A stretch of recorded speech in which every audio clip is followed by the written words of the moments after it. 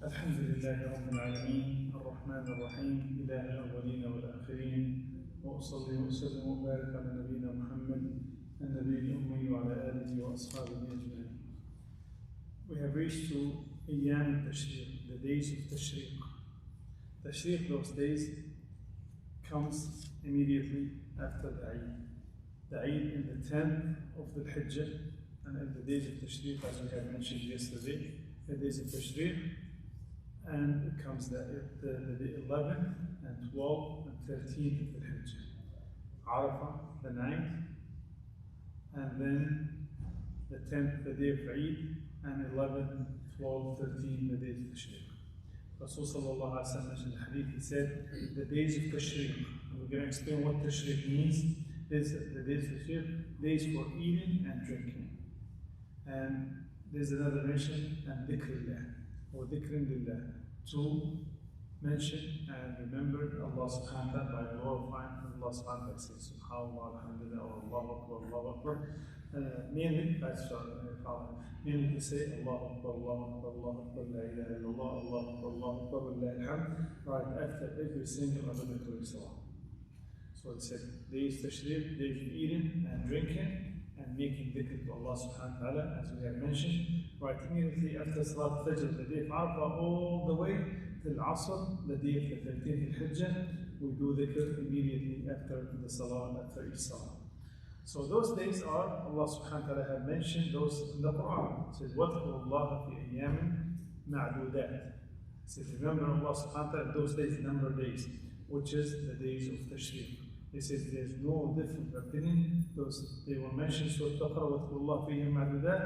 Those are means the days of 11th, 12th, and 13th, the Hijjah.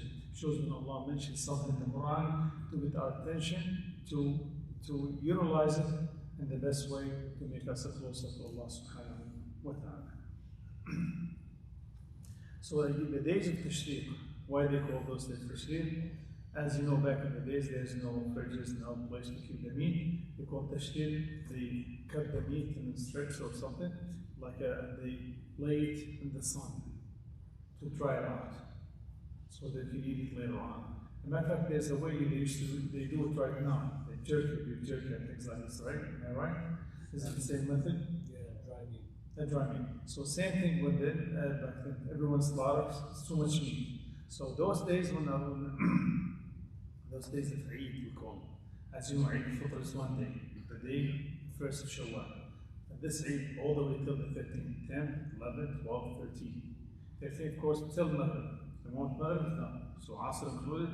So all the way till Maghrib, the days of Eid will be over, the last day of the Tashriq. So it shows here, those like was mentioned, shows the happiness, the celebration, eating, drinking, giving the family this kind of food they're looking for, and so on.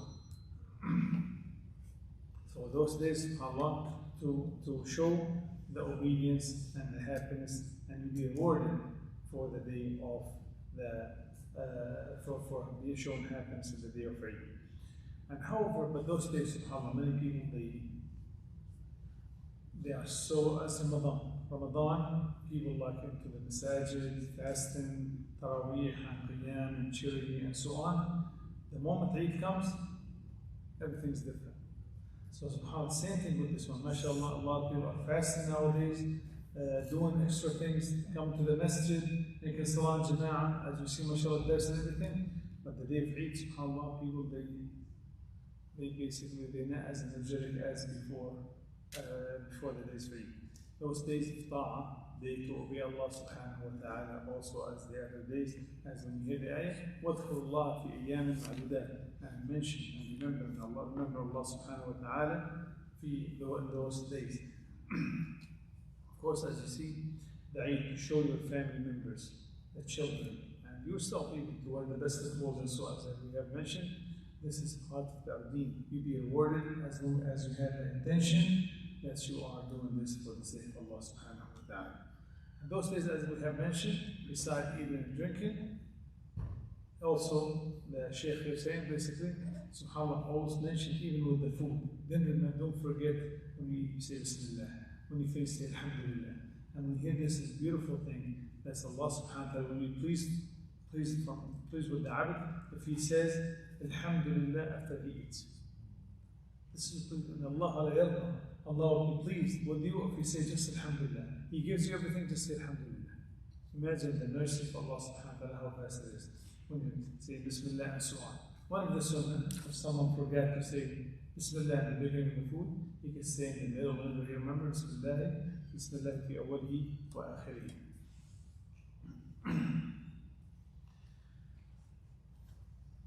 And those days, as the Eid al-Fitr, we are allowed to fast, the Eid al-Fitr and the Eid al-Adha, and the day also the 11th and 12th and 13th, we are not allowed to fast on those days. Even if they fall on Mondays, even if they come Thursdays, even if you used to fast Mondays and Thursdays, we're not supposed to fast. Even if you fast the 3 white days, the 13th you do not fast. So those 4 days added to Eid al-Fitr, we're not allowed to fast.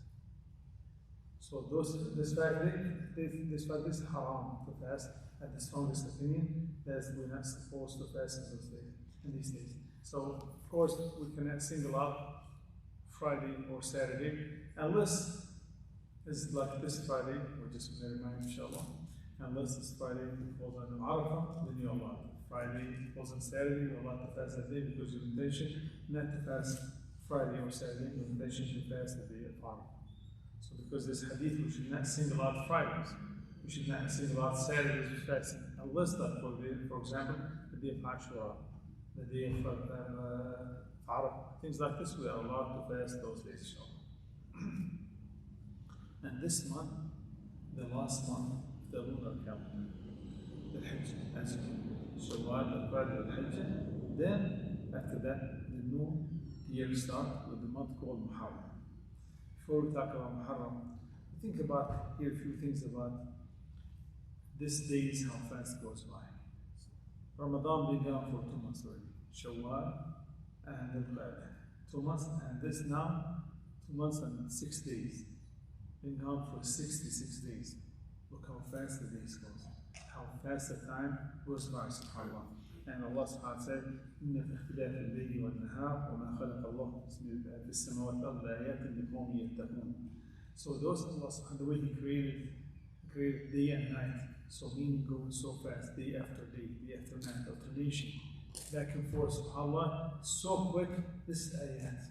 This is sign for us to go back to Allah subhanahu wa ta'ala, to return, how fast the time goes back. And He said, make the day and the night as some time or this period of your life to store more hasanat, to increase your hasanat in those days, subhanAllah. And the same thing, every day goes by, one day you are less than this dunya. Every day goes by, you have 1 day less than this dunya, and something to think about. Think about how fast the life goes. As Imam Hassan al-Basri said, مَا أَنْتَ يُعَادٍ مَا أَنْتَ إِلَّا أَيَّامٍ إِذَا ذَهَبَ يَوْمٌ ذَهَبَ بَعْضٌ. So imagine your body like days. Let's say your body, or you have 10,000 days. So every day goes by, you're 1 day less than this dunya, and so on. So every day you have less chance in this dunya. You become closer to the hereafter. So less than the dunya, closer to the akhirah. Every single day. We keep looking forward for the new year, for the summer, for this and that. But remember, every day you have less day in the dunya. May Allah subhanahu wa ta'ala make it easier for us, inshallah. So really, we are saying basically goodbye to this year and welcoming soon the new year. And for this, we should basically rush to the tawbah. Rush the tawbah, never delay the tawbah. Repentance to Allah subhanahu wa ta'ala has to be something done immediately, without delaying, without hesitating. Just the thing is, think about this, how fast. Let's think about Ramadan. Think about last year. Think about the winter. Think about when you were a year ago, or 2 years ago. How fast. And this goes back, remind us with the statement from Umar. He said, حَاسِبُوا أَنفُسَكُمْ قَبْلَ أَن تُحَاسِبُوا. Hold yourself accountable before you are held accountable. So basically, before the time you're going to ask you, make sure ask yourself. Ask yourself, hold yourself accountable, because the day the angels and Allah subhanahu wa ta'ala, they're going to hold you accountable for everything you have done. Today, as they said, work without hisab. There's no reckoning. Back in the days, it would be hisab without work. So the reckoning day there's no work. When you tell Allah subhanahu wa ta'ala, oh Allah, take me back, or there's no way. Kalla, there's no way. So now the work. So this is now. Every day you wake up, there's a chance from Allah subhanahu wa ta'ala. There's an opportunity that Allah subhanahu wa ta'ala going to make you, give you a chance to come closer to Allah subhanahu wa ta'ala. If you're doing good. Because we said, time to rush for tawbah. All of us. We said also always Rasulullah sallallahu alaihi wasallam, ask Allah subhanahu wa ta'ala for forgiveness. Astaghfirullah wa atubu ilayhi. And he repents to Allah subhanahu wa ta'ala every single day, tons of times. And he's the Prophet sallallahu alaihi wasallam.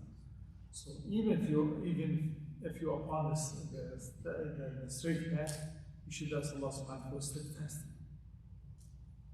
As Rasulullah, the one of the most frequent dua he used to make, said, Allahumma ya muqaddil al-qulub, thabbit qalbi ala dinik. Said, oh Allah, the one who turns the heart, make my heart steadfast on your deen. So this is the thing we always used to dua for, make my heart steadfast on deen. And he used to make this dua in the sujood, which is your closest position to Allah subhanahu wa ta'ala. Even if you think you're doing good, which is inshallah you are. But no matter how good you are, you have the best example is Rasulullah for you. The best one to follow, the Prophet he used to ask Allah, he used to seek forgiveness and ask Allah subhanahu wa ta'ala to accept his tawbah and his repentance. So seriousness is very big and important in our life when it comes to tawbah, when it comes to istighfar to Allah subhanahu wa ta'ala, because Allah says in the Quran clear and in the Hadith Qudsi, every son of Adam sinned. Everyone is sinned. And he said the best among those, the one who repents to Allah subhanahu wa ta'ala. So Allah, the one who created us, he said we are sinners. So no matter how hard you try, you become sinner. Even listen to this. Listen to a ghibah. Sin. You don't want to listen to it. You listen to it. It's a ghibah. Little stuff like this. Sometimes you watch things on your phone. You know this you're not supposed to watch. It's hard. So you hold yourself for 5 seconds or 10 seconds. So that's why ask Allah subhanahu wa ta'ala for forgiveness and repent to Allah subhanahu wa ta'ala and take this life serious. This life, we should take it very serious. It's not something to play. As Yahya alayhi salam, when he was a kid, a child, and the kids came, they said, oh Yahya, let's go play. He said, Ma bihada khuliqna. Allah, he said, Allah did not create us for this, to play. Allah said to him, no hadin lahu wala'ab. It's not about this entertainment and play and all this stuff. But the akhir, he al-haywan. He said, the akhir is the real life that you're after. And the real life, this is the akhirah, is the real life and the akhirah that you're after. Because this is going to go away. So no matter how long you can live, you are going to depart to the way to Allah subhanahu wa ta'ala. As Allah said in the Quran, كل شيء هالك إلا وجهه. Said, كل من عليها فان. ويبقى وجه ربك ذي الجلال والإكرام. Said everyone will vanish, everyone will die, and except the face of Allah will remain, except for Allah subhanahu wa ta'ala will remain forever. But anyone beside this will gonna go away as every year goes by so quick, as a part or portion of our life be going, and so on. So those days, this I will conclude here study. So because we talk about the Shahr al-Muharram, which is before the Shahr al-Muharram. This hadith, reminds of hadith Ibn Umar radiallahu anhu, the Abdullah ibn Umar ibn Khattab. He was one of the young Sahaba, the junior Sahaba, and he was one of the most knowledgeable Sahaba, and he was one of the Sahaba who followed the Sunnah precisely more than a lot of Sahaba. And he said, Rasulullah one time, he held me by my shoulder. He said, "Kum fi dunya ka'annaka gharib." Be in the dunya as stranger. Subhanallah. أو عابس, a traveler. Imagine someone traveling, he just look like you and go, subhanAllah. يقول إذا أمسيت فلا تنتظر الصباح. If you are alive till the evening, don't expect to live till the morning. And he said, وإذا أصبحت فلا تنتظر المساء. And in the morning, if Allah gave you life in the morning, do not expect to be alive all the way to the evening. There's no guarantee. Allah subhanahu wa ta'ala did not say, you guarantee you're going to live 50 or 60 or 70 or 80 or 100 years. There's no doubt. So the thing is, this death comes suddenly. There's no knock on the door. Death comes right away. Sit in here, so subhanAllah, you find yourself laying in the grave all alone. It's something very serious. And he said, he said, you realize when you are healthy, you realize you're being healthy before you become sick. Because today you're healthy, you can come to the masjid. Today you're healthy, you can wake up for Fajr. You are healthy, you can fast. You are healthy, you can work, you can participate in the masjid, volunteer, do a lot of things when you're healthy before you become sick. Because this health has, like if you want to call it, you have to pay tax for it. To make it close to Allah subhanahu wa ta'ala, it could be, and you call that basically you owe things for being healthy, which is to do things, make you closer to Allah subhanahu wa ta'ala. As Abu Bakr radiallahu anhu said, Wallahi ma rzuqna ba'da al-Islam khayru min ni'mat al-abdan. Abu Bakr said, the best favor upon us is being Muslim. The second best favor is being healthy. Because if you're not healthy, you cannot even make salah, you cannot even make a dhikr, you cannot read Quran, you cannot do anything, nothing. SubhanAllah, all sorts of the pain and the things you go through, the difficulties and so on. So he said, وَمِنْ حَيَاتِكَ لِمَوْتِكَ. And utilize or take advantage of your life before you die. This says, when you life and say, Alhamdulillah alladhi ahyana. Always remember this, the dua. We thank Allah subhanahu wa ta'ala that He brought us alive after we have died. Salam. Bye-bye.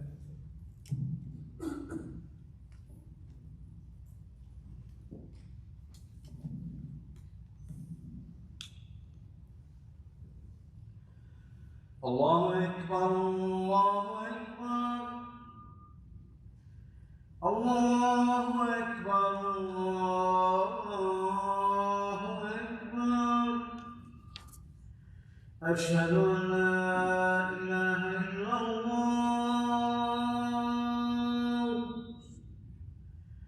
Ashhadu an la ilaha illallah.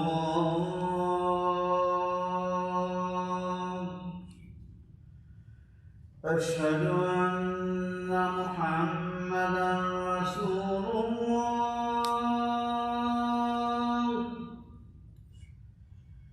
أشهد أن محمدًا رسول الله.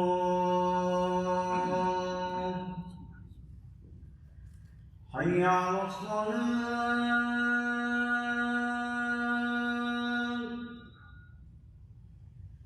حي على الصلاة.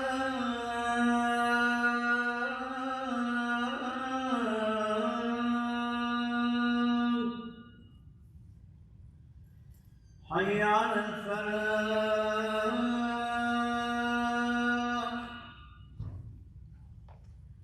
حي على الفلاح.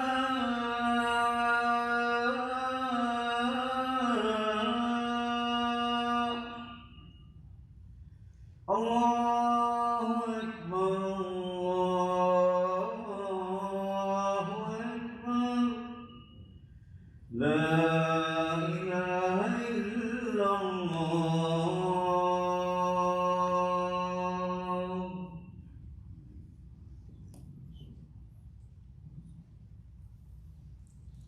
So those here advices from Rasul sallallahu alaihi wasallam to Ibn Umar radiallahu anhu said, be in the dunya as a stranger or a traveler.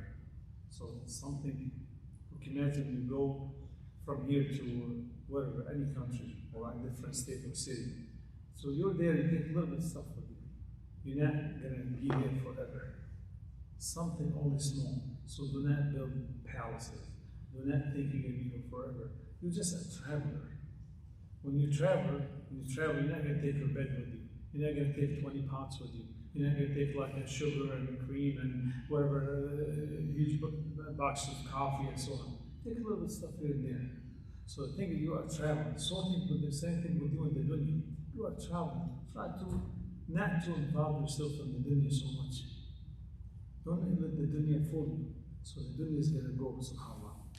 And look at the advice from Ibn Umar. If you wake up in the morning, don't expect to live till the evening. And if you are in the evening, don't live till the evening, do not expect yourself to make it till the morning. This is beautiful advice from Ibn Umar. It says, take from your health for your sickness. When you're healthy, utilize the health. Take advantage, come to the masjid, fast, and do all this stuff. As you said, when you're sick, you cannot do none of that stuff. And say, when hayatik qabla mawtik, take advantage of your life before you die. Because when you die, there is nothing you can do. It's over. The book is closed. خلاص, no more good deeds. Allah, Prophet ﷺ, إذا مات ابن آدم قطع عمله. When you die, there is no, you're going to be receiving no more good deeds. You're going to wait for righteous and supplicate for you, or ongoing charity, or knowledge people will benefit out of. So this is, you have to count and depend on yourself to take advantage of this life, to increase your hasanat as much as you can. And subhanAllah, look at the hadith of Ibn Abbas radiallahu anhu, he said, نعمتان مغبون فيهما كثير من الناس فالصحة والفراغ. There's two favors from Allah subhanahu wa ta'ala, two favors. People do not take advantage of it. People take it for granted, like nothing. Being healthy, and he said the faragh, free time.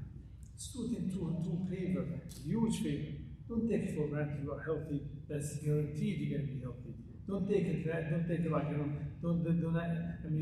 take things for granted that you're going to be free all the time. When you're free, open the Quran. When you're free, come to the masjid. When you're free, help. When you're free, do things.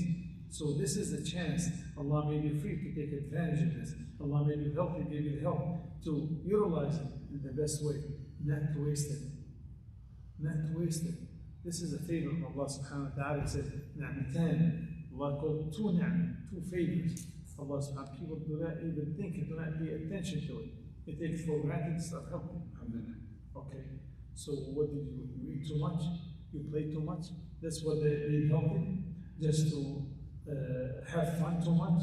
That's what it is, being healthy? Or just to make you, it's a favor from Allah subhanahu wa ta'ala to make you closer to Allah subhanahu wa ta'ala. Because when you are young, you can do many more things than when you become older. So when you become older or sick, then what happens? You wish you could help. You wish if I could do this. I wish if I had done that, would be too late then. But now, when you are healthy, do what you can.